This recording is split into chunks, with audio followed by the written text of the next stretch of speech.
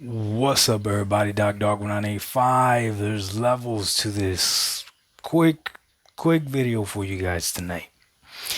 Let's talk about Game Pass. Um, hmm. First, let's establish the fact that this generation, Game Pass is the main thing going for Xbox. You could argue it's the only thing that's going for Xbox. Game Pass is literally what's keeping Xbox relevant this generation. I will argue that whoever wants to argue with me. Game Pass is the thing that is making Xbox relevant this generation, and I've been saying it for a long time, right? Game Pass is the best deal in gaming, hands down. Nothing even comes close. Nothing even comes close. It's the best deal in gaming by a long shot, okay? One of the things that made Game Pass the best deal in gaming was day and date, which we're going to talk about in a second. So, day and date, okay? Not just day and date from first party, right? But day and date from third party studios, right? For instance, Game Pass got day and date games from PlayStation. That's if that's not a flex, I don't know what is. But then Game Pass also has Ubisoft games in it. It also has EA games on it. And what you got to understand is that Ubisoft and EA have their own subscription service. Game Pass works with GeForce Now. Game Pass would come with 3 months free if you bought a device like this. Even if you bought a controller like a Backbone, sometimes they'd give you 3 months free of Game Pass, right? So Game Pass works on PC. Game Pass works on your phone. Not that well with xCloud, but it still works on your phone. Game Pass is literally the thing that's keeping Microsoft and Xbox gaming relevant, and it is easily the best thing in gaming this entire generation.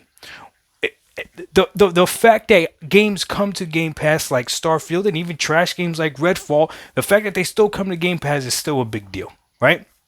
So, if Microsoft messes up Game Pass, if Xbox messes up Game Pass, it is truly the end of Xbox because this is the only thing relevant with Xbox, okay?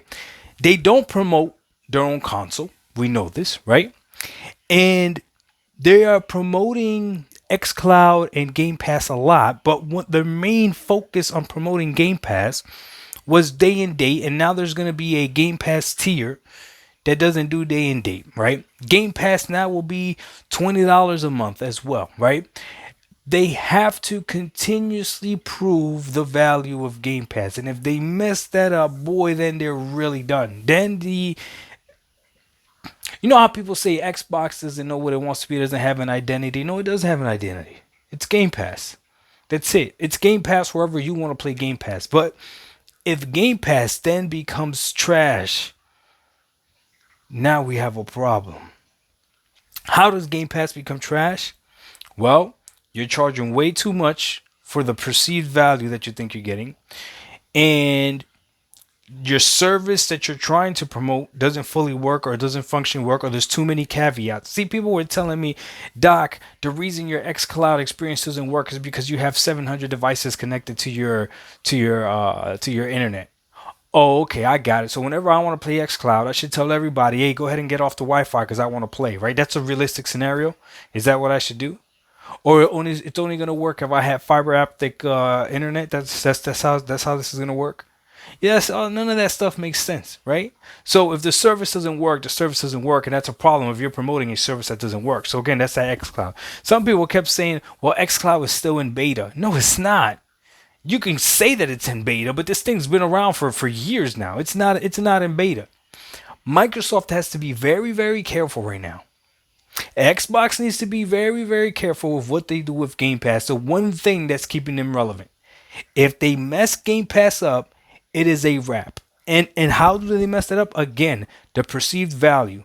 Because at $20 a month, especially for someone like me, that now I'm dipping my foot into the PC realm, $20 a month looks very enticing in Steam sales. And it's not about owning the games. No, it's not about owning the games. But it is about using the $20 that I was going to spend over here on specifically spending it on things that I know I would want or things that I know I would, or not spending on things that I might want. I was cool with Game Pass, having a huge selection of games that I could try out, and I've learned a lot. I've learned different genres of games that I liked, that I didn't like, that I didn't would never have guessed that I liked. But don't get it twisted. For there is a certain amount of price that I'm not cool with dipping and dabbing in variety. I'm okay sticking back to what I know. So they got to be very, very careful. Very, very careful. I'm curious to see what you guys think. Where does Xbox go if they fail Game Pass? For again, from the consumer's perspective, if you're an Xbox fan, you'll still be able to buy your games if you're a console fan, right? You'll still be able to buy your games if Xbox Game Pass fails. But if you're a cloud gamer and you have a cloud, let's say like right now I have a G Cloud. Thank God that's not the only thing I have. But if Game Pass is actually trash, right? For game, I gotta pay Game Pass Ultimate to use my G Cloud, right? If I unsubscribe to Game Pass Ultimate, my G Cloud then becomes a paperweight. So imagine if you're the person that only games on a Fire Stick, and then you unsubscribe because it's no longer. I see it. I see it. We can't allow Xbox to lock us into that type of limitation. That's not going to work. xCloud only tied to the highest tier of Game Pass, and having devices out there that can only play the cloud version, ooh, that's kind of dirty. Be very careful, Xbox. Doc Dog 1985. Ooh, I got more thinking to do. We out. Peace. This might have to be a second video. Huh. Interesting.